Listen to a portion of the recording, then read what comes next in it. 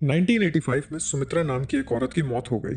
जब उसकी अंतिम यात्रा की तैयारी चल रही थी तो वो अचानक से उठ बैठी। सब हैरान हो गए, खुश थे कि वो जिंदा है। लेकिन जब उसने मुंह खोला तो सबके होश उड़ गए। उसने अपने पति को पहचानने से इनकार कर दिया।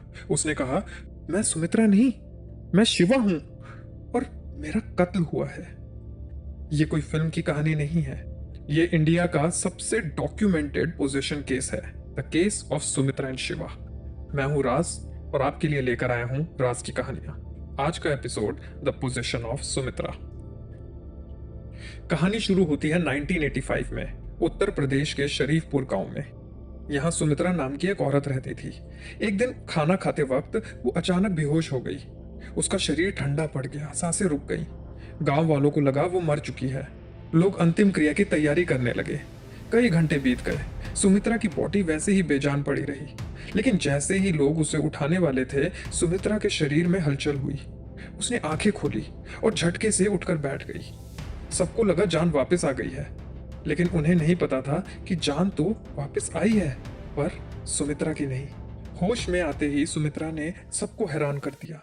उसने अपने पति को पहचानने से मना कर दिया, अपने बच्चों को धक्का दे दिया। वो चिल्लाने लगी, मैं कहाँ हूँ? तुम लोग कौन हो? ये कौन सी जगह है? मैं शिवा हूँ, सुमित्रा नहीं, कनौज की रहने वाली शिवा। सुमित्रा कभी कनौज नहीं गई थी। कनौज वहां से 100 किलोमीटर दूर था। लेकिन अब उसकी आवाज बदल चुकी थी, बोलने का तरीका बदल चुका था। यहाँ तक कि उसने गांव की भाषा छोड़कर कनौज का एक्सेंट पकड़ लिया था। वो बार बार एक ही बात कर रही थी, मुझे मारा गया है, मेरे सर पे गोली मारी थी। सुमित्रा, जो अब शिवा बन चुकी थी, उसने बताया कि वो शिवा पांडे है। उसने अपने घर का पता बताया, गली मोहल्ले का नक्शा बताया और सबसे डरावनी बात, उसने बताया कि कैसे उसके पति के एक रिश्तेदार ने उसे धोखे से मार दिया। गांव वाले डरे हुए थे। क्या ये पागलपन था या सच में कोई आत्मा आ गई थी? जब इस बात की जांच हुई तो पुलिस और रिसर्चर्स के होश उड़ गए। कनौज में सच में एक औरत थी, शिवा, और जिस दिन सुमित्रा बेहोश हुई थी उसी दिन उसी वक्त 100 किलोमीटर दूर शिवा की मौत हुई थी। एक वायलेंट डेथ। दोनों घटनाएं एक ही समय पर हुई थी। इस केस ने पूरी दुनिया के साइंटिस्ट का ध्यान खींचा। मशहूर पैरासाइकोलॉजिस्ट डॉक्टर स्टीवनसन ने इसकी जांच की।